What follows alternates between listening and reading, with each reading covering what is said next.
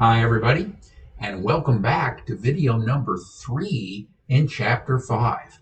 And when we left off, we were looking at combining all the numbers that we had previously calculated into a cost reconciliation report using the weighted average method. So if I go back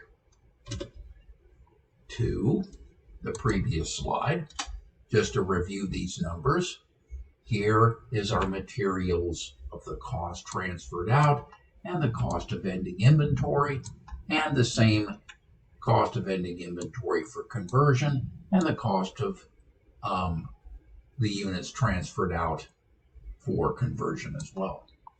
So now, if I prepare the cost reconciliation report using the weighted average method, now we're going to start with the costs to be accounted for. This terminology gets very confusing a little bit. I mean, it says the cost to be accounted for. So now we're going to look at the cost of beginning work in process inventory, and we can see that here. Cost of beginning work in process inventory. Guess we don't see that here. Let's go back to beginning work in process inventory. Go way back here. Here it is here. So now that's the $10,039 and the $199,751 added during the period. Total of $209,790. Okay, that's the costs to be accounted for. Now, the costs accounted for. Notice the slight difference in terminology. Here's the cost accounted for. These are the costs to be accounted for. So here we have our cost of ending work in process inventory, and there's our ending work in process inventory and our costs of the units transferred out.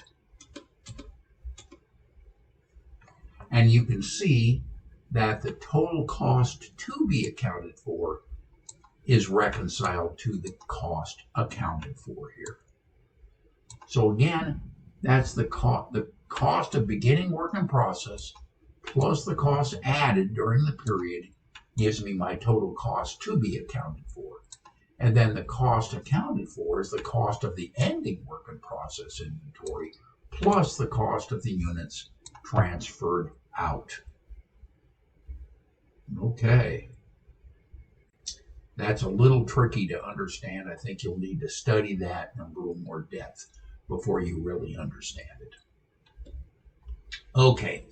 Operation costing is a hybrid of job order and process costing because it has some attributes of both approaches.